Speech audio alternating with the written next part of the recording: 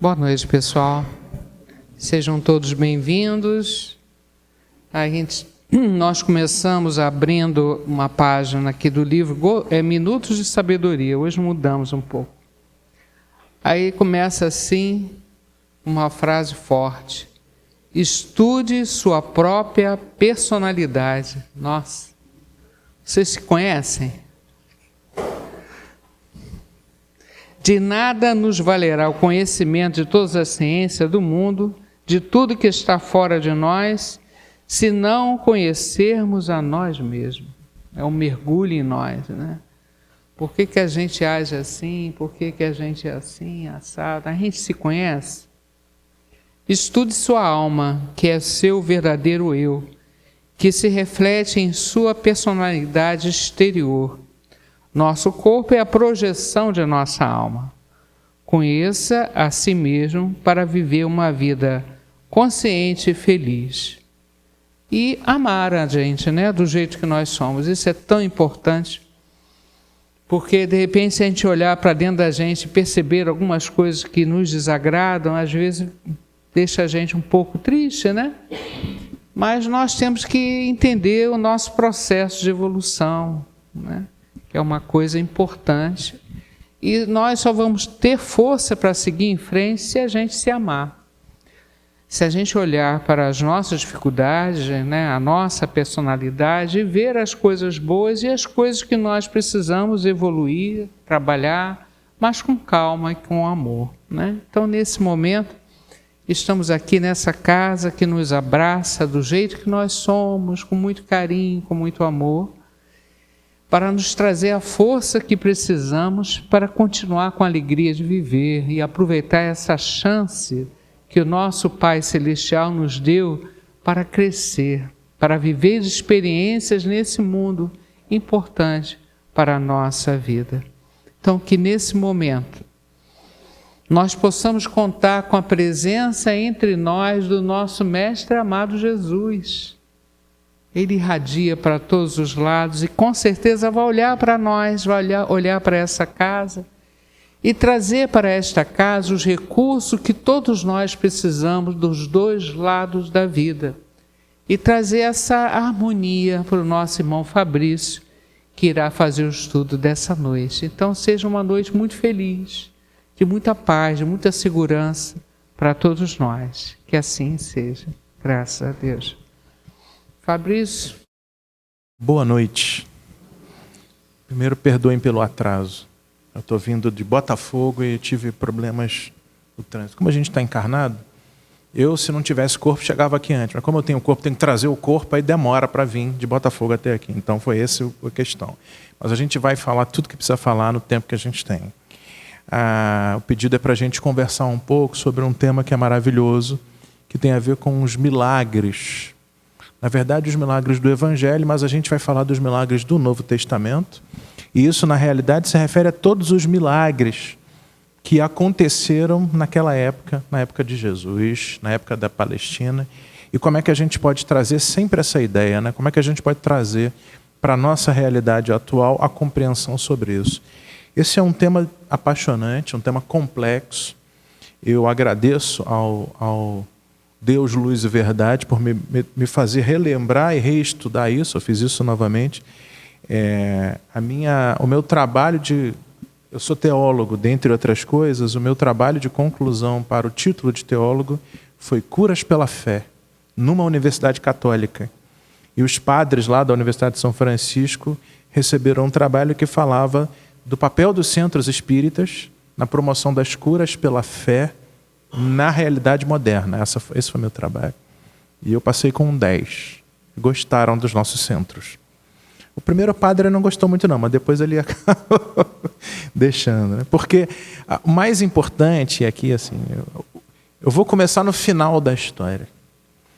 O processo de cura que começou lá com Jesus, seguiu a tradição apostólica, passou ao longo das diversas eras do cristianismo, na realidade começa antes e não terminará, não é o processo de cura do corpo físico. O que a gente trabalha para curar na casa espírita, ainda que seja no tratamento espiritual, naquelas casas que têm esse serviço, no passe magnético, que também é um trabalho de reharmonização de chakras ou de centros de energia, que também tem impacto no corpo físico. Mas todo esse trabalho não visa, como objetivo último, deixar a gente são fisicamente somente. Esse é o ponto. E aí, o que a gente está trabalhando aqui é o espírito imortal que somos. E sim, aí a gente mergulha direto no tema. Quando a gente trabalha no espírito imortal que somos, há reflexos, dentre outros, no corpo físico que a gente ora ocupa. E é isso que trabalha esse estudo dos milagres que foram feitos lá na época de Jesus, os milagres, portanto, registrados nos evangelhos, não só nos evangelhos, porque os apóstolos também fizeram. Nos evangelhos a gente vê os milagres de Jesus, tá certo? Mas no livro Mateus, Marcos, Lucas e João, se a gente for para Atos dos Apóstolos, que é o livro depois de João, a gente vai ver milagres sendo feitos pelo apóstolo Pedro. E na sequência pelo apóstolo Paulo. Então não foi só Jesus que fez, o que nos dá uma pista do processo. E se a gente segue nas cartas de Paulo, 1 e 2 Coríntios, Romanos, Efésios, 1 e 2 Tessalonicenses, Filipenses, etc., nós veremos que naquelas comunidades, várias pessoas tinham o que nas cartas o apóstolo Paulo chama de dons. Você verá Paulo escrevendo, quem tem dons, ele deu um puxão de orelha numa comunidade, porque as pessoas estavam brigando entre si. Comunidade era um grupo, como esse aqui, ou como uma igreja, tá? Era um grupo de pessoas. As pessoas estavam brigando entre si, porque alguns tinham uns dons e outros tinham outros dons. Uns tinham dons de profetizar, outros tinham dons de falar, e uns tinham dons de curar. Está no texto de Paulo. O que indica que outras pessoas, além dos apóstolos diretos, tinham a capacidade de alguma forma, produzir cura física no outro. Então, isso é um fenômeno possível, descrito na literatura bíblica e estudado e existente na sociedade humana. Tá certo? Em todas as eras. O ponto é, para que isso? E como é que a gente se relaciona com isso e qual é a utilidade disso? E como é que Paulo falou? Nesse puxão de orelha que ele dá na comunidade de Coríntios, ele fala, olha, o mais importante não é o dom que cada um tem, porque o dom que você tem, você só tem porque foi dado para você por Deus. Então, diria o apóstolo Paulo, de uma forma aqui bem traduzida por mim, baixa a bola. Todo mundo faz parte de um único corpo, que é o corpo de Cristo. Aí ele lança essa imagem, né? Tem gente que está como braço, tem gente que está como mão, tem gente que está... Mas todo mundo está no corpo de Cristo. E diz, Cristo é o cabeça. Ele faz essa analogia. Querendo dizer que as pessoas tinham que ter mais humildade nas faculdades que tinham e seguindo a presença do Cristo. Então, mas o ponto é, há uma tradição dentro do cristianismo da execução de curas, como um dos aspectos, talvez o mais destacado, dos milagres. Existem outras descrições nos evangelhos. Existem descrições dos evangelhos, por exemplo, numa prisão onde estava o apóstolo Pedro, que houve uma espécie de terremoto, a coisa ruiu, e ele ficou são e salvo na companhia de outro apóstolo. Tanto é que o carcereiro queria se matar porque falou, todo mundo saiu daqui e fugiu. Lembra dessa história? Ele falou, não, peraí, está todo mundo aqui ainda. Isso não foi uma cura de um corpo, mas foi um ato fantástico. Então, a ideia é o seguinte, onde é que isso se insere dentro do contexto da nossa compreensão do texto bíblico e como é que a gente, dentro do Espiritismo, observa isso? Primeiro, se a gente pegar... O Espiritismo é o cristianismo redivivo, como nós gostamos de nos dizer, tudo bem? O Espiritismo nada mais é... Nossa doutrina é muito jovem. A gente começa ali em 1857, com a publicação de O Livro dos Espíritos. O cristianismo já tem 2000 e tantos anos. O judaísmo tem 4.800, 5.000 anos. Então, existem várias... Se a gente for nas tradições lá da China, tem tradições espirituais e religiosas que tem lá, vai 7.000 anos. E em todas elas há relatos de seres humanos, vamos falar assim, fazendo coisas inexplicáveis, fantásticas, inexplicáveis fora da sua aparente condição humana de produção de algum fenômeno, e que foi reportado, ou isso se reporta, a algum tipo de intervenção de algo superior. Deus, amigos espirituais que ajudam, capacidades maiores. Então sempre houve esse relato. Pegar só o nosso recorte, judaísmo, cristianismo, e como é que Kardec nos orienta disso, espiritismo, e vamos ler alguma coisa para nos conduzir a uma reflexão sobre isso. A proposta que saiu aqui é esses milagres, esses fenômenos, esses eventos, são coisas completamente sobrenaturais. Primeira pergunta que a gente pode ter que responder. Segunda pergunta, está disponível para todo mundo? E terceira e mais importante, na minha opinião, para que isso? Qual o objetivo disso? Por que alguém tem uma capacidade X de fazer algo, outro não tem, a grande maioria não tem? Então, por que acontece isso? Bom, vamos no judaísmo. O que acontecia lá? Porque no judaísmo a gente parte para o cristianismo, estuda um pouco Jesus e fecha com Kardec. É o que a gente vai fazer nos próximos 25 minutos. A visão do judaísmo, no judaísmo existiam dois tipos de milagres, digamos assim. Não era essa a palavra que eles usavam, mas era isso. O primeiro e o mais comum era a solicitação da intervenção divina através de um indivíduo humano para que algo fosse feito de acordo com o propósito de Deus em favor daquele grupo que aquele humano fazia parte. Exemplo, você verá, existia um grupo de profetas ou profetés, existiam 4 tipos de profetas. O profeta não é só quem predizia o futuro, não, esse era um tipo. Aliás, nem era o mais importante. Mas existia um grupo de profetas, estou aqui na Bíblia hebraica, estou no Antigo Testamento da nossa Bíblia. Existia um grupo de pessoas que tinham rituais de canto, de uso de substâncias, daquilo que eles tinham lá, de incensos, começa lá no judaísmo. E nesses rituais eles evocavam a presença divina para fazer o milagre. Tinha um grupo de profetas que fazia isso. Aliás, esse grupo de profetas, na maior parte das vezes, eles eram oficiais e trabalhavam para o rei daquela nação de Israel naquele momento. O rei Davi foi quem criou esse grupo de profetas. E depois passou para Salomão. E os reinos de Israel, os reis, sempre tinham o sacerdote dele. Tudo bem?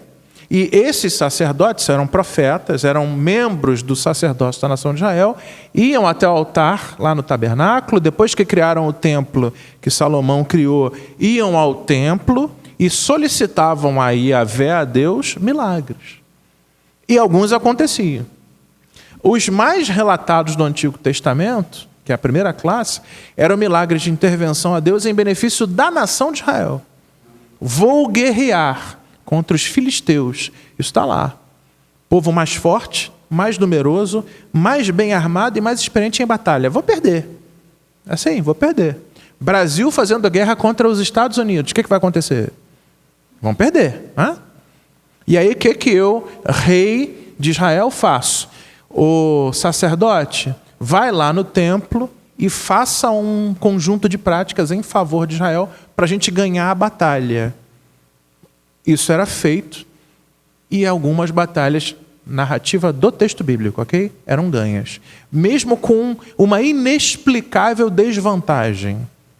Isso era atribuído por eles, aqui é importante, a um milagre divino. Davi fez salmos agradecendo a Deus por essa intervenção a favor de Israel. Ainda que eu ande pelo vale das sombras da morte, isso é um salmo de Davi reconhecendo que Deus faz milagre, porque esse vale da sombra da morte é o povo caminhando para uma batalha. E quantas batalhas às vezes a gente entra e fala, se não for a intervenção da galera lá de cima, vai dar ruim, não é? E a gente inclusive usa esse salmo, que é maravilhoso, para nos fortalecer. Você começa a entender o que é um milagre. Tem um pouco da expectativa de quem solicita e da compreensão do fenômeno que acontece, seja ele qual for, desse mesmo que solicita. O milagre está condicionado à capacidade de compreensão daquele que faz parte, de alguma forma, do fato. Outra classe de milagre, que não era em favor do outro, era melhoria em mim, na maior parte das vezes associada a uma cura física, muito descrito do Antigo Testamento. Você verá reis, sacerdotes, solicitando a intervenção. Existe um nome que se dá chamado taumaturgo, que era o curandeiro. Hoje, o mais próximo disso seriam as benzedeiras das nossas maravilhosas tradições africanas, que ainda se utilizam da arruda, daqueles chás, para tentar produzir no corpo de alguém o benefício físico. Naquela época já se tinha isso, e essas pessoas se utilizavam de algum tipo de técnico ritual para curar o corpo do outro. Milagre. Acontecia? Os textos mostram que sim. O milagre mais conhecido foi uma mistura das duas coisas. Alguém que deixou de morrer porque alguém interferiu, um profeta interferiu em benefício desses que não morreram, mas houve uma verdadeira matança dos outros. Você vai lembrar, está no livro de Gênesis, a morte dos primogênitos do Egito, como 10ª praga da libertação do povo de Israel daquela ocasião. Lembra disso? Foi uma praga, foi outra. No final, o Moisés chegou lá para o faraó e falou assim: se não libertar o povo de Israel, os primogênitos todos morrem.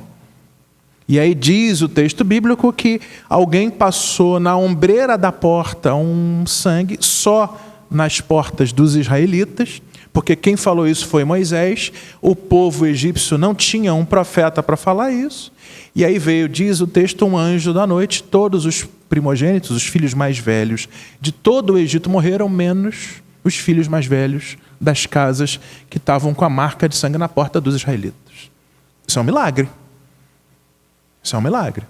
Por intervenção de um profeta, Moisés. Isso é um exemplo. A tradição segue, chegamos à época de Jesus, para avançar um pouquinho, para a gente poder conversar mais no final. Na época de Jesus existiam milagres? Existiam. Existia gente que produzia cura, por exemplo? Existia. Existia. Isso está descrito na literatura romana. Não é nem na nossa literatura, Bíblia, Evangelho. Se você pegar os romanos, que eram um povo que dominava Israel, você verá relatos de cartas entre tribunos romanos que estavam em Israel, no povo ali da Judéia, falando desses fenômenos. Aliás, isso também existia em Roma. Existia toda uma tradição da tentativa de ter favor por si mesmo, em si mesmo, de alguma coisa relacionada. As consultas aos deuses, pedindo a eles algum tipo de benefício, físico ou não. Físico ou não, isso era típico. Também acontecia no judaísmo? Também acontecia no judaísmo. Também acontecia no judaísmo. Aí Jesus chega. As mesmas duas classes de milagres. Fatos que aconteciam ao redor das coisas, milagres, uma cena que era improvável ou quase impossível, mas na visão de quem pede, importante, por interferência divina, a coisa se configurou e mudou para outro caminho. Primeira classe, ou seja, um ato diferente, um fato diferente, uma mudança de rota em alguma coisa, social, política. E tinha a segunda classe, que era a mais importante, que era a cura de corpo físico. Cura do corpo físico. Cabe ressaltar que um médico na época de Jesus, que existia, os médicos profissionais, como a gente tem a medicina hoje, obviamente muito menos desenvolvida cientificamente do que temos hoje, era cara, muito cara. Imagina se hoje imagina 2000 anos atrás na Judéia. Um pouco acessível à maior parte da população, que não era uma população com recursos, e não era baseada no conhecimento científico que temos hoje. Então tinha ainda um início, era muito rudimentar. Eram ervas, chás, as plantas medicinais. Você não tinha o que a gente tem hoje. Você pega, vai na farmácia, compra um negocinho desse tamanho, que a gente chama de cápsula, ou draja, toma e daqui a meia hora sua dor de cabeça passou. Isso, naquela época, seria, sabe o quê? Um milagre. Um milagre. Mamãe, uma vez, minha mãe chama Marli, tem hoje 80 anos, muito bem vividos. Eu sou o caçula. A primeira vez que eu cheguei com o celular e mostrei para minha mãe uma videochamada, minha mãe quase desmaiou e caiu para trás. Eu falei, ou isso é coisa do demônio, ou isso é um... O que eu quero dizer com isso? Que às vezes o que nós achamos que é um milagre, muitas vezes é o desconhecimento do funcionamento de uma lei física, ou de alguma coisa que a gente ainda não conseguiu compreender. Então, a medicina tem relatos de curas. Agora vamos pegar esse classe particular, que é a cura do corpo físico. Por quê? Porque essa classe costuma ser o mais relatado no Novo Testamento e nos Evangelhos, e os mais difíceis de compreender. E, geralmente, aquilo que a gente mais pede. Porque é aquilo que causa mais dor imediata.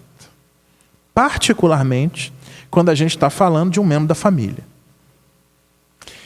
Tira dele, do meu filho, da minha filha, aquela doença e põe em mim, mas deixa ele viver. Não, não é? Quem tem filho aqui e já teve uma criança internada no hospital, você não pensou nisso? 10 vezes tira dele e põe em mim, ou dela e põe em mim. Eu lembro uma vez de uma palestra que eu assisti do professor Clóvis de Barros Filho, um professor de ética da PUC de São Paulo, maravilhoso, um grande pensador brasileiro, e ele falou que foi num determinado lugar e o filho dele tinha uma doença que era muito complicada, pouco conhecida, e que podia matar o filho dele em questão de dias. Não sei se vocês conhecem esse relato, né? Uma doença super complexa lá. E ele encontrou um outro menino, raríssimo, encontrou um outro menino, acho que era amigo do filho dele, que também tinha a doença. E os dois estavam internados, ele foi visitar. E ele falou, se Deus existe, ele é filósofo, totalmente materialista. Ele acredita na existência de Deus, mas, Deus, tira dos dois e põe em mim. Porque vai ser 2 vivos contra 1 morto, se der a morte. Só isso já vale a pena. Estava em busca de quê? De um milagre. Enfim.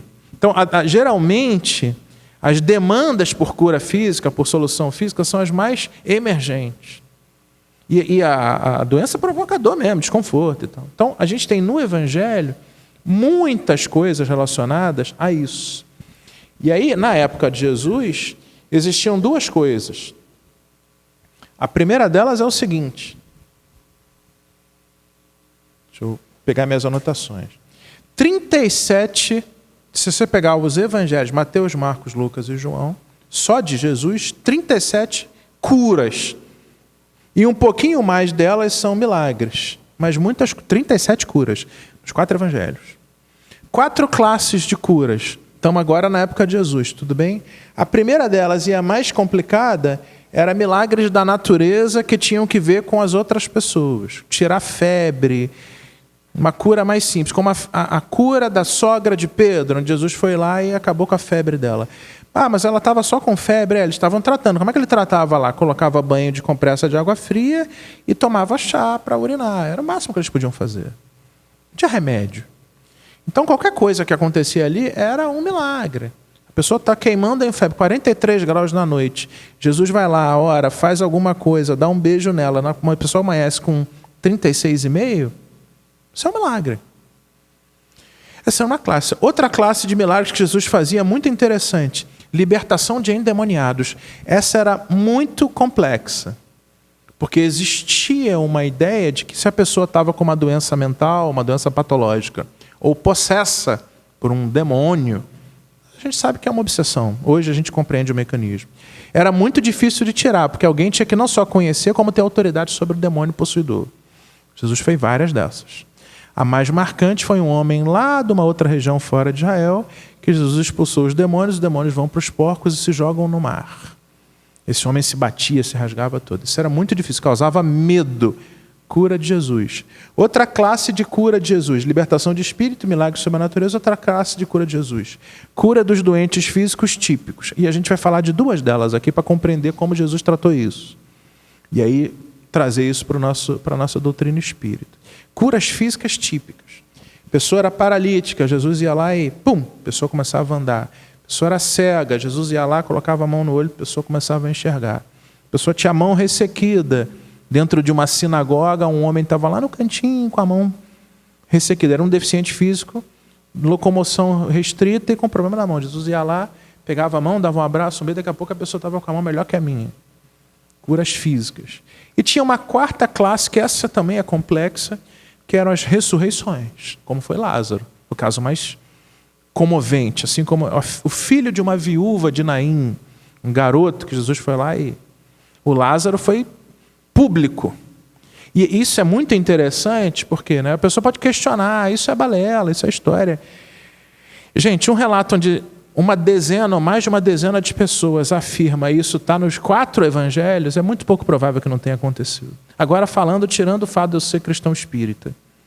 Se eu fosse cientista da religião ou teólogo, porque a prova do testemunho de um conjunto de pessoas diferentes é muito verossímil, é muito crível. É pouco provável que aquilo não aconteceu. Aquilo aconteceu. Ainda que a gente não use fé, se usar só história, aquilo aconteceu.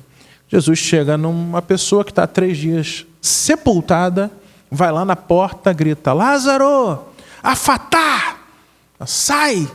Daqui a pouco o camarada sai envolto nas faixas. E isso é uma coisa, milagre. Milagre. Então, na época de Jesus, isso acontecia bastante. Jesus centralizou muitos desses. E aí, mergulhando um pouquinho nisso, né? Veja, a gente está fazendo aqui uma trajetória. Qual é o ponto? É porque quando falar de cura, e a gente vai para a cura para focar no que a gente quer dizer, o que pensava o judeu médio? Quando você tinha um problema físico, doença, deficiência física, cegueira, algum problema qualquer, isso era Deus castigando você. E quando você tinha boa saúde, isso era Deus abençoando você. Então, para o judeu, Deus dá a vida e Deus tira a vida. Deus dá a saúde e Deus tira a saúde. O que concordamos. Só que a relação não é tão simples e tão direta assim. Nem toda doença que você tem é Deus fazendo alguma coisa ruim para você. Hoje a gente tem muito mais compreensão disso. Leve a sua encarnação de forma displicente, coma todo dia bife com batata frita, 2 litros de refrigerante, fume 4 maços de cigarro e não beba água. O que vai acontecer com você? É Deus castigando você? Não, é você querendo acelerar seu desencarne, ok? Então, isso não era compreendido. Então, mas para o judeu era isso. Quando havia saúde, era a bênção divina. E quando havia, estou falando de cura física, dos milagres da cura física. Quando havia ausência de saúde, era Deus castigando. Isso era o que estava na cabeça deles.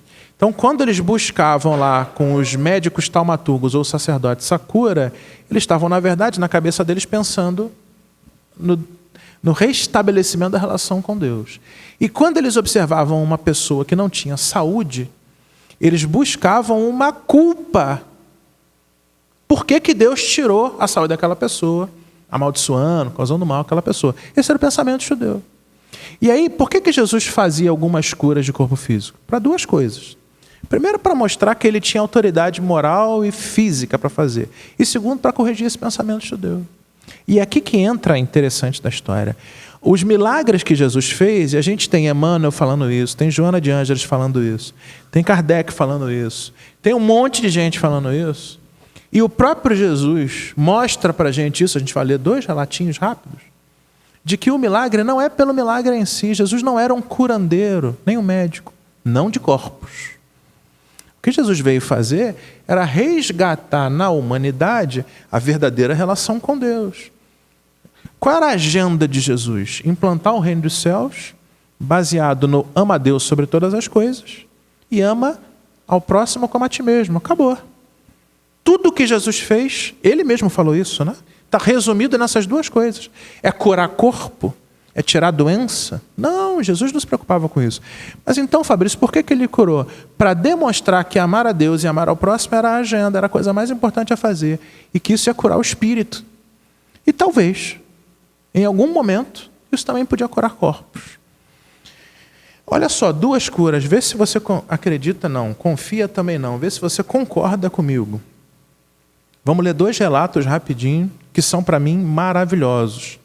Lucas capítulo 8.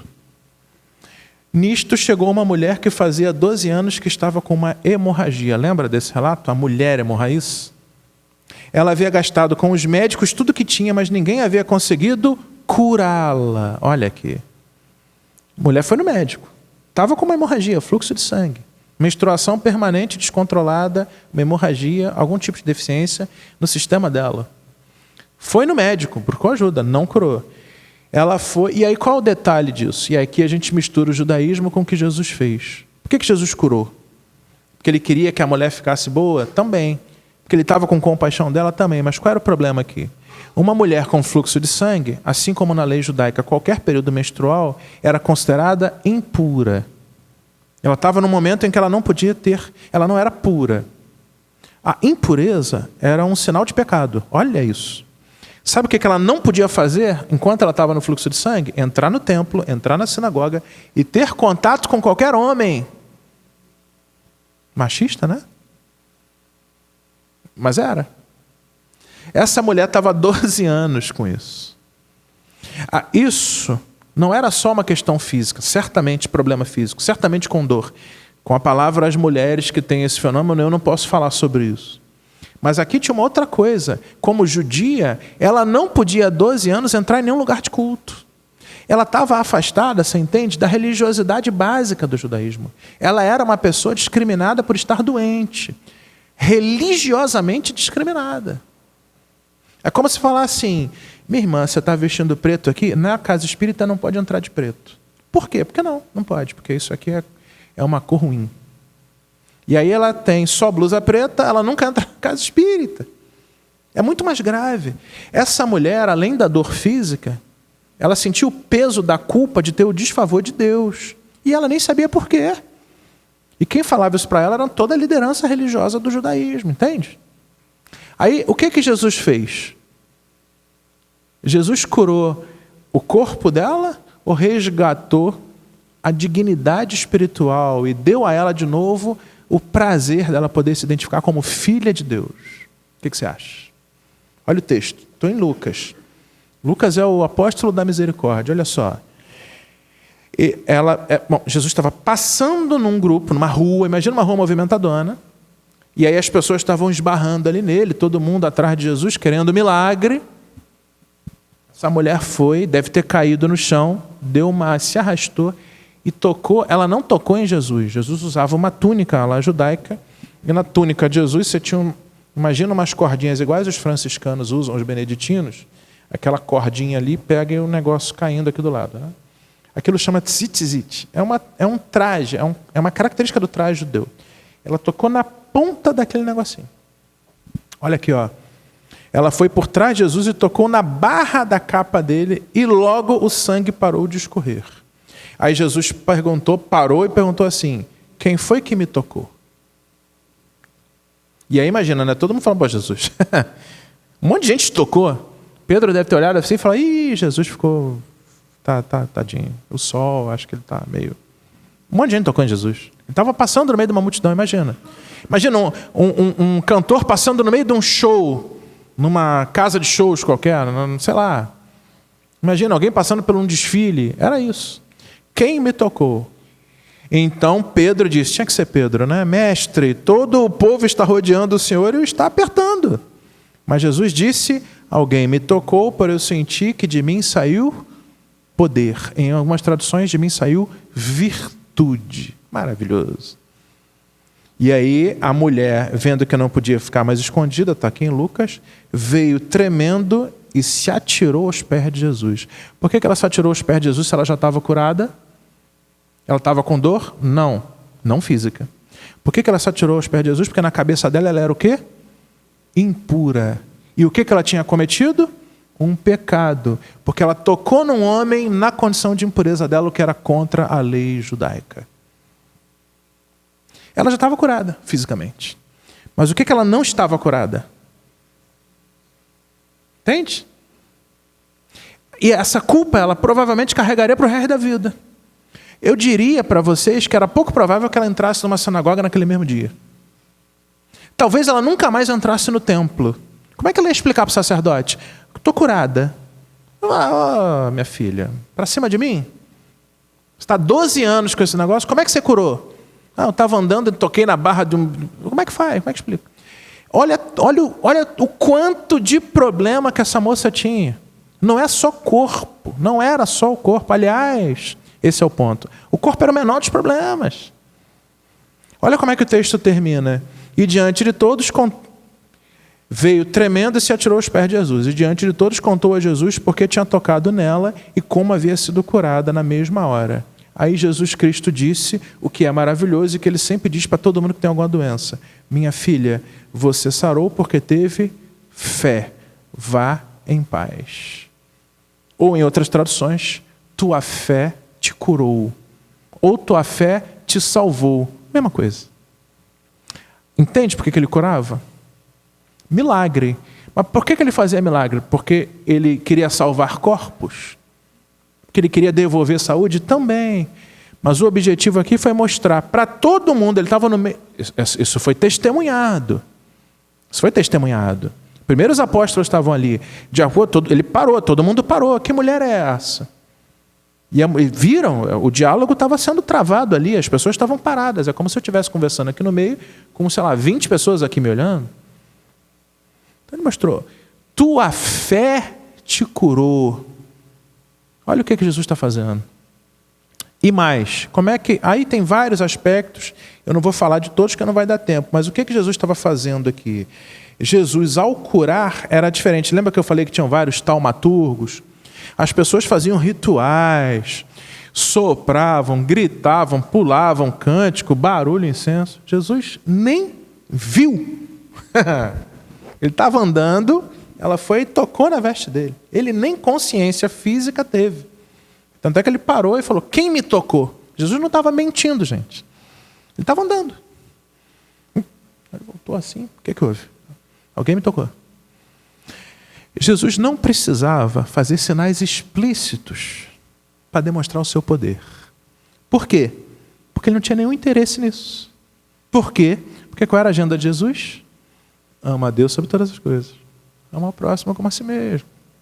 E Jesus precisava demonstrar amor e não poder. A nossa tradição explica quem é Jesus. Revista Espírita, fevereiro de 1868. Dos Cristos planetários. Gente, nesse planeta, para ser resumido, o espírito que pisou aqui, que mais elevação tinha, é Jesus. Aliás, a tradição nos aponta, o livro A Caminho da Luz, do Emmanuel, mostra que esse planeta, Jesus não é só um governador, é o que a gente ouve, e é verdade. Jesus criou esse planeta. Ele criou esse planeta. Ele fez o planeta. Esses corpos que ora a gente usa, essas coisas todas aqui, quem fez foi Jesus Cristo. É esse o espírito que a gente está falando. Então Jesus domina as técnicas, aquilo que está por trás da nossa matéria, ele é capaz de reconstituir qualquer coisa. Não é só curar o fluxo de sangue daquela mulher. É por isso que Jesus chegava, encostava, dá licença no senhor aqui, o braço da pessoa refazia. É por isso que ele devolve o espírito do Lázaro ao corpo e fala, sai daí, Lázaro. É por isso que ele chegava para um cego e falava assim, o que queres que eu te faça? E ele era terrível, né? Imagina, Jesus chegava a você, o que queres que eu te faça? Se Jesus fizesse isso, eu ia desmaiar e depois alguém ia ter que me acordar para eu conseguir responder para ele. Só que tinha a pergunta que ele fazia, o que queres que eu te faça? Era uma pessoa que era cega, imagina. Se a pessoa é cega, o que você acha que ela quer? Mas por quê? Porque Jesus não está interessado na cura do olho dele, entende? O que ele está perguntando? Meu filho, o que você quer que eu restabeleça no teu espírito? Você quer ver para quê? Aliás, melhor, o que você nunca viu? O que você não está vendo? Era isso.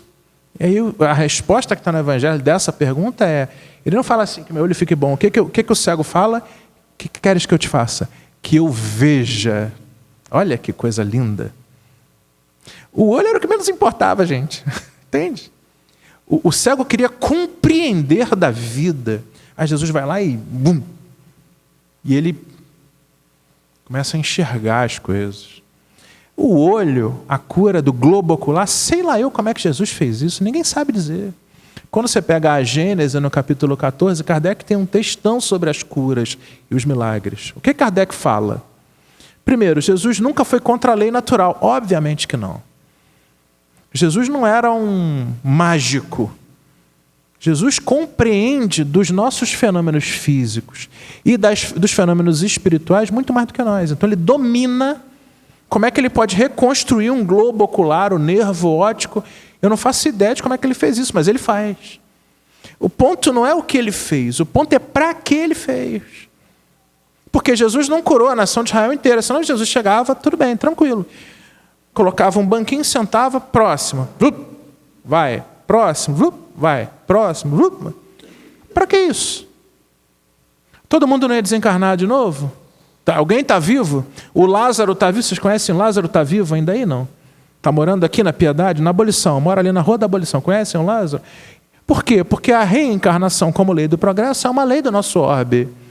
Jesus nunca foi contra as leis, mas ele usava o mecanismo de cura ou os milagres para restabelecer o que era mais importante, que era a espiritualidade das pessoas. Além de demonstrar que ele tinha autoridade e poder, porque ele podia fazer isso. Olha um relato que eu vou ler para você rápido, senão a Sônia me corta o microfone, eu não vou deixar ela fazer isso. Ela está me olhando ali. Solange. É porque eu já vejo várias encarnações dela. Ela foi Sônia, Solange, Suelen, Sueli. Mentira.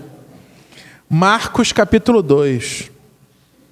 Marcos capítulo 2.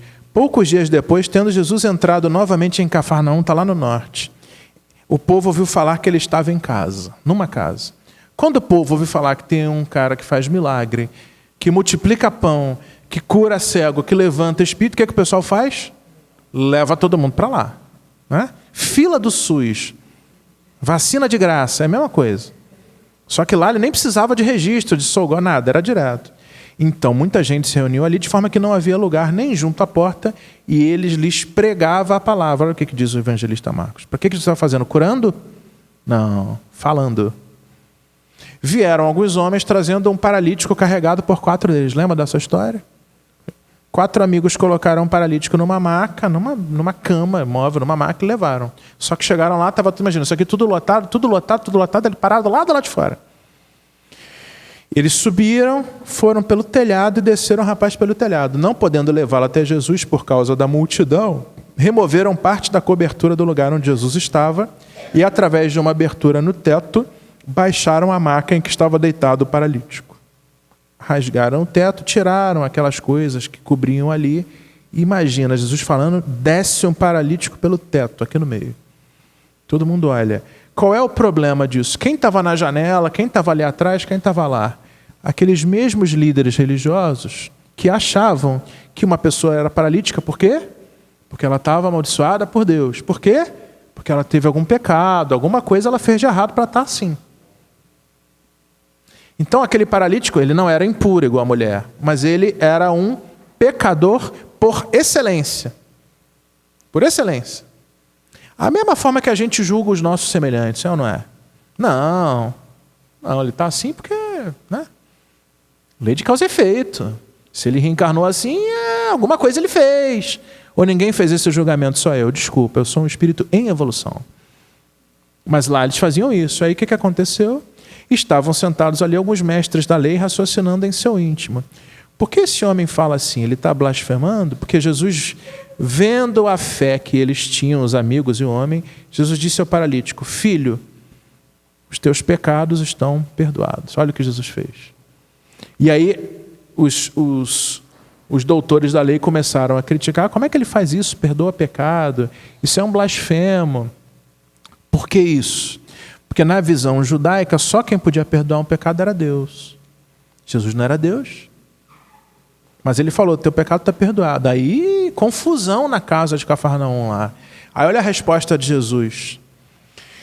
Jesus percebeu logo em seu espírito que era isso que eles estavam pensando e lhes disse, por que vocês estão remoendo essas coisas em seus corações? Olha aqui por que ele curava. É claro o relato, gente. O que é mais fácil eu dizer ao paralítico? Os teus pecados estão perdoados ou levanta a pé da tua maca e anda? O que você acha que é mais fácil? E aí Jesus vira para o paralítico, está no Evangelho de João, para que vocês saibam que o Filho do Homem tem na terra autoridade para perdoar pecados. Filho, levanta, pega a tua maca e anda. O que o paralítico fez? Levantou, pegou a maca e saiu andando. O que Jesus estava curando aqui? Uma perna? Você entende? Era esse? Sim, ele curou uma perna. Como ele fez isso? Impossível a gente saber. Só a capacidade do espírito daquele porte que poderia, naquele momento, perceber. Ele não foi contra nenhuma lei, mas ele conseguia manipular espiritualmente os mecanismos, ele conhecia de perispírito. Imagina Jesus olhando para aquele menino. O O que ele via? Ele não via um corpo encarnado, gente. Vamos combinar? Ele via... E aí fala, não, peraí, vocês então... Porque, veja, primeiro Jesus fala lá atrás assim, teus pecados estão perdoados. Aí ele ouve o barulho dos religiosos críticos ao redor. Ele já tinha falado, teus pecados estão perdoados. Por quê? Lembra do relato? Pela sua fé que tiveram. É sempre assim. Já que vocês tiveram fé suficiente de trazer o rapaz na maca até aqui, teus pecados estão perdoados. Jesus está dizendo que quem teve condições de confiar em Deus, através dele, Jesus, a ponto de passar por todas as dificuldades e fazer, já está com a vida resolvida, está salvo. Está resolvido, já entendeu. Aquela questão do corpo ali, ela ia ser resolvida, ela já tinha conduzido aquelas pessoas à compreensão. Mas, ao ouvir isso, como os outros reclamaram, Jesus chegou e falou, Você acha que o Filho do Homem não tem autoridade, poder, capacidade de resolver as coisas? O que é mais fácil, perdoar o pecado ou fazer ele levantar? Jesus está, na verdade, confrontando a liderança religiosa. Você acha que é mais fácil o quê? Eu fazer ele levantar? Então tá bom, pega a tua maca e levanta. E aconteceu isso. E aí o finalzinho do relato, ele levantou, pegou a maca e saiu à vista de todos. Todos ficaram atônitos e glorificaram a Deus, dizendo, nunca vimos nada igual. Um milagre, né? Então, qual é o ponto aqui para encerrar? Milagre é a manipulação de alguma energia física. Lembra que eu falei?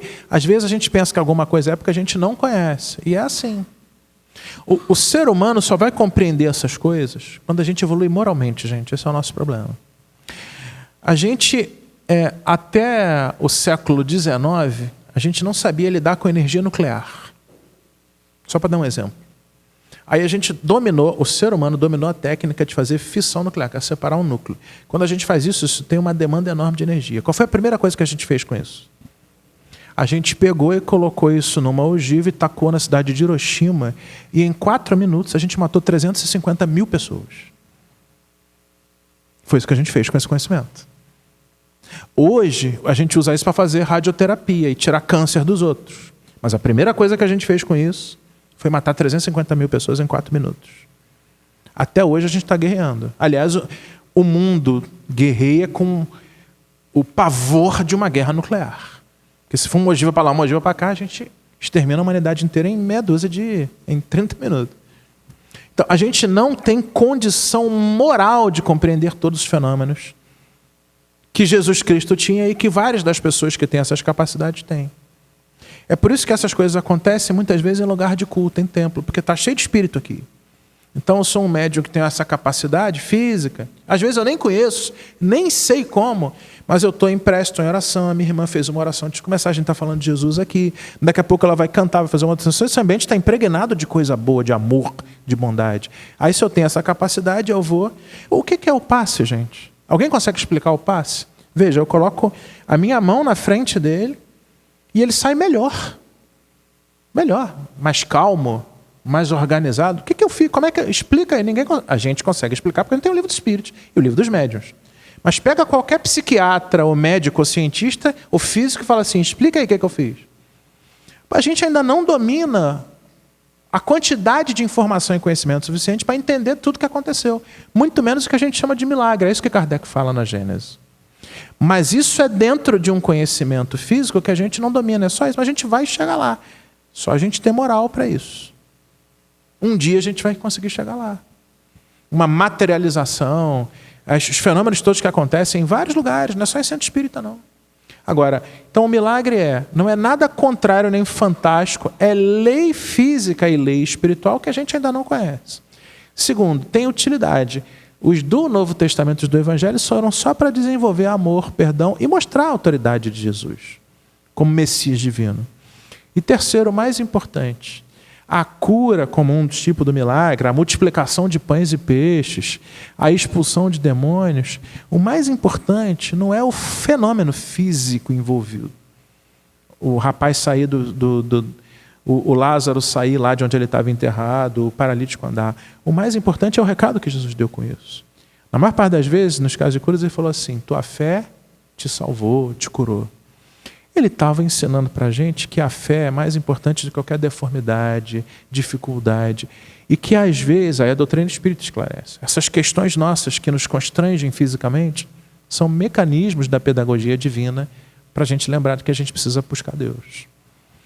Também colocam a nossa humildade no lugar certo, ou melhor, a nossa vaidade e arrogância no lugar certo, que é não ter. Porque nada mais interessante para um orgulhoso do que estar deitado num leito e dependendo de um técnico de enfermagem para limpar os seus excrementos. Isso resolve rapidinho o orgulho de qualquer pessoa. Nada mais põe empáfia de não conseguir fazer xixi. Resolve. Aí você lembra, isso é corpo, entende? Mas isso cura. Para fechar, um médico espírita, psiquiatra, num congresso que eu fui, oncologista, ele falou assim: eu dei muitas altas para pacientes que se curaram, mas estavam doentes. Que se curaram fisicamente, mas ainda não compreenderam o mecanismo do que aquilo tinha que produzir, de fim de orgulho, fim de vaidade, de reconhecer o outro, de se aproximar do divino. E eu assinei, falava o palestrante, né? Eu assinei muitos atestados de óbito de espíritos que estavam curados. Os milagres servem para isso, para nos aproximar de Deus. Serviram para isso e ainda servem. Não é coisa física. Se utiliza do mecanismo físico por quem sabe manipular isso, que não é o meu caso. Mas eles têm como objetivo, como tudo na lei divina, nos aproximar do Pai Celestial. Que a gente tenha mais amor, mais bondade, não precise de milagre, mas se acontecer algum, que a gente saiba perceber a importância disso em nos aproximar de Deus e do Cristo.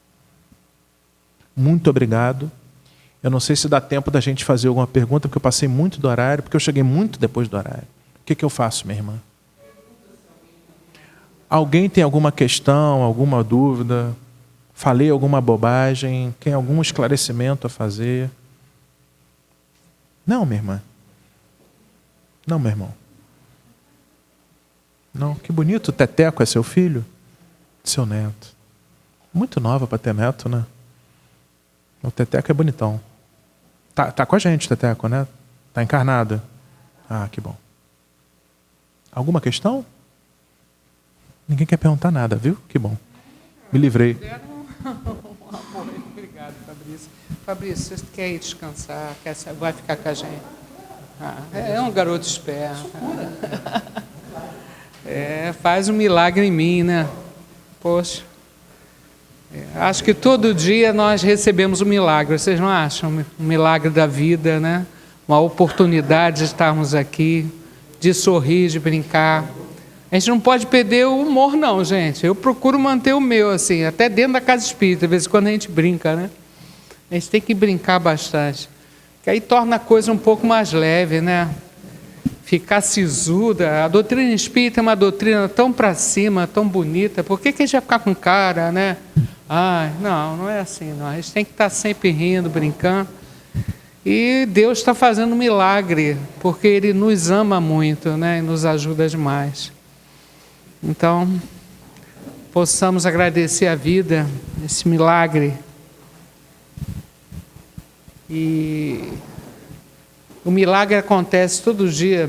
Eu li isso há pouco tempo, falando que durante o sono, e a nossa sorte, acontecem muitos milagres, entre aspas, sabe? Muita coisa no plano espiritual, acontece operações espirituais para que a gente consiga levar a vida, porque a gente abusa um pouquinho, né? Então, durante o sono, nós somos recebidos no plano espiritual em tratamento. Acontece até cirurgias sérias que nos ajudam a recompor o nosso organismo. Então, olha só que carinho, né? Então, precisamos alongar a nossa vida aqui na Terra. E a alegria de viver faz toda a diferença, né? Problemas todos têm, ninguém veio aqui a passeio, né? Todo mundo tem algum problema na família, algumas dificuldades, todo mundo tem. Mas faz parte do nosso momento. Agora, como é que eu vou encarar isso? Ó vida, ó azar, eu vou encarar com alegria pela oportunidade, encarar as pessoas que às vezes nos maltratam, mas como professores de alguma forma, né, para nos ajudar em algum resgate. E aí vai para uma outra palestra que não dá tempo.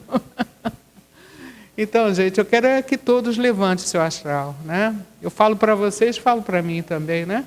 Que a gente possa levantar a nossa alegria de viver, o nosso astral e superar tudo, porque a nossa obrigação na Terra é com a gente, primeiramente, mas com quem está à volta. Então, a tua encarnação não é só para você. Nós temos que usar os nossos talentos, seja eles quais forem, para ajudar quem está à nossa volta. Então, a gente tem que estar bem. Então, vamos pedir a Deus que nos dê essa força, para que a gente possa estar bem, para o nosso irmão estar bem, para estar usando a palavra dele e ajudar as pessoas, cada um com o seu talento. E tenho certeza, Deus colocou um talento, pelo menos um talento, em cada um de nós. Então, vamos usar, nesse momento, o nosso talento de orar. Nós sabemos que a oração é ação, né?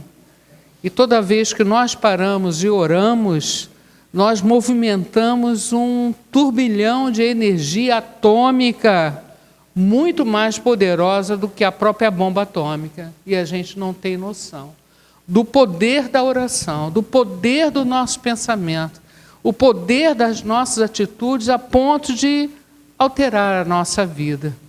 Então, a nossa atitude agora é atitude de alegria, de amor, de aproximação com o divino, com o nosso Pai Celestial. E vamos, então, nesse momento, fazer as nossas orações, né? Com muito carinho, primeiramente, deixa eu ver aqui, aos nossos irmãos desencarnados, né? Que nós temos a certeza, cada um tem o seu tempo na vida, aqui na matéria, e vamos um dia retornar ao plano espiritual. Possamos retornar com alegria no coração, ter feito o melhor que podíamos, né? E aqueles irmãos que desencarnaram, cumpriram a sua missão, estão no plano espiritual, sendo recebidos com muito carinho, porque Deus não perde ninguém de vista, e tenho certeza que todos receberão esse carinho. Muitos irmãos desencarnados aqui, presentes, muitas companhias espirituais, e vamos orar para todos eles, e especialmente 2 irmãos que desencarnaram agora, o nosso irmão Lucas Augusto da Silva Neto, desencarnou no sábado, né, no dia 30, que Deus possa recebê-lo com muita alegria, com muito amor, né? Logicamente, a saudade fica, é difícil, a separação, não é porque a gente é espírita, não, a dor bate, a saudade existe, mas nós temos condição de nos consolar pela compreensão de que a vida continua, mas a dor é uma realidade, né? E nós precisamos até viver esse luto, né, para não ficar uma coisa mal resolvida, não é isso? Chorar, sim, espírita não chora, sofre, trabalha, vai dar aquela cambalhota dentro de si para continuar a sua vida. Mas não é fácil, não. E a nossa irmã Emília de Oliveira Silva é a mãe da nossa irmã Eliana, que é responsável pelo bazar. Ela desencarnou no domingo, né? Então, pedimos muita luz, que a nossa irmã Emília seja muito bem recebida no plano espiritual, com muita luz, com muita paz, né? Ela teve uma vida longa na Terra, 95 anos, então chega lá como completista, bem amparada pelos seus familiares no plano espiritual, por Deus. E o apoio às suas filhas que ficaram, né? Que elas sejam envolvidas em muita luz, em muita compreensão, em muita paz, toda a família, né? E todos os nomes que nós colocamos na caixinha de prece, todos os nomes que estão no nosso coração, na nossa mente, aquele pai, aquela mãe, aquele avô, aquele amigo, a nossa família no plano espiritual é imensa, a contar dessa vida e de outras, né? Então todos eles recebam o nosso carinho, o nosso amor. E pedimos, Pai nosso, que estais no céu, santificado seja o vosso nome, venha a nós o vosso reino, Seja feita a vossa vontade, assim na terra como no céu. O pão nosso de cada dia nos dai hoje, perdoai as nossas ofensas, assim como nós perdoamos os nossos ofensores. Mas não deixeis cair em tentação, livrai de todo mal, que assim seja. Esse Pai Nosso nós sempre gostamos de fazer, uma oração ensinada por Jesus. E nós, quando fazemos o Pai Nosso, temos que pensar em cada frase e trazer para o nosso coração, para fazer uma ponte de amor com o nosso Pai de uma forma muito bonita. Então, que todos esses espíritos recebam o nosso abraço, o nosso carinho, a nossa torcida, para que eles sejam felizes no plano espiritual. Que assim seja. Graças a Deus. O nosso irmão Fabrício falou da energia, né? A energia atômica, que o homem descobriu, no primeiro momento desvirtuou. E essa energia é muito maior do que a gente imagina. Porque essa energia tem um correspondente no plano espiritual. E o nosso pensamento, a nossa vontade, ela é um estopim para mexer com essas energias. Nós temos na nossa mão, no nosso cérebro, um potencial imenso que a gente usa muito pouquinho. Se a gente usar 1% é muito. Mas agora nós vamos usar de uma forma muito intensa. Porque nós compreendemos a força do pensamento, que é o veículo do sentimento, que vai mexer com esses átomos espirituais, com essas energias, com esses elétrons, prótons, nêutrons, uma energia poderosa que está à nossa disposição no fluido cósmico universal que nos envolve. Então vamos dividir, porque essa casa é um ponto de luz, e essa luz se multiplica ao chegar no coração do Cristo e ser derramada para onde nós quisermos.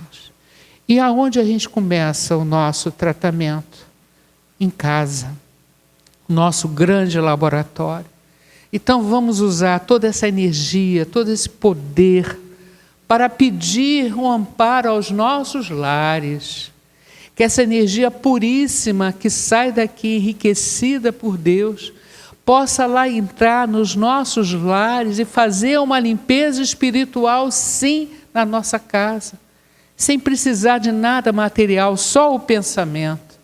Vamos pensar naquela pessoa que ficou em casa, que está precisando de ânimo, de ajuda. Vamos jogar energia para a nossa casa, em todos os cômodos, entrar pela porta da frente e fazer uma limpeza espiritual na nossa casa. E a gente tem que manter depois, né? Manter a paz, a harmonia, o diálogo. Então, muita luz pelos nossos lares, ambiente de trabalho. Todos os nomes que nós colocamos na caixinha de radiação é um poder imenso. Nós temos uma equipe para cada caixinha daquela, que vai correr atrás e ajudar essas pessoas dentro do possível, né? Então, que essa energia bonita, de muita paz, de muito amor, possa ser derramada para onde nós quisermos, né? Para a nossa comunidade, para o nosso Brasil, para a nossa terra, escola querida, todo o universo. A contribuição nossa, porque nós estamos aqui para ajudar Deus também na construção de um mundo melhor, né? Graças a Deus. E também o nosso irmão Fabrício falou muito em milagres nas curas que o Cristo fez. Dizem que essas curas estavam todas programadas, né? Jesus não curou a todos, mas aqueles que já estavam preparados para dar essa guinada, esse amadurecimento na sua fé. E isso é importante. E nós já estamos preparados para receber esse milagre, entre aspas? Se Jesus chegasse aqui nesse momento e nos tocasse, o que iria acontecer? A tua fé te curou? Como é que está a temperatura da nossa fé? Ela está melhorando, né, devagar. A natureza não dá saltos, mas estamos melhorando a cada dia, graças a Deus. Então, nesse momento, nós pedimos a Deus que esse milagre aconteça em nós. Nós estamos aqui em busca de harmonia, de paz, de força, de coragem, cada um aí na sua ligação divina. E vamos pedir saúde. Saúde para todos nós. Saúde especialmente para nossa irmã Sônia Duval. Estamos sempre pedindo por ela, no hospital da Unimed, no CTI, leito 16, CTI geral. Que Deus a abençoe nessa prova tão delicada. Pedimos sempre pela nossa irmã Ilka também. Enfim, todos os nossos irmãos que estão com endereço, nomes na caixinha de visita médica. Pedimos pelas nossas operações que vão acontecer no sábado. Enfim, tanta gente que estão pela rua, em sofrimento, em hospitais, asilos, orfanatos. Deus possa abençoar todos. Senhor Jesus, nós te pedimos esse carinho. Jesus, é isso, uma beleza imensa, toda a recompensa de um amor sem fim. Jesus, é isso, uma nuvem calma, no céu de minha alma, é ternura, enfim. Jesus, é isso, estrela matutina, luz que descortina um sonho encantador. Jesus, é isso, fonte de ternura, lágrimas que é pura, paz do meu amor.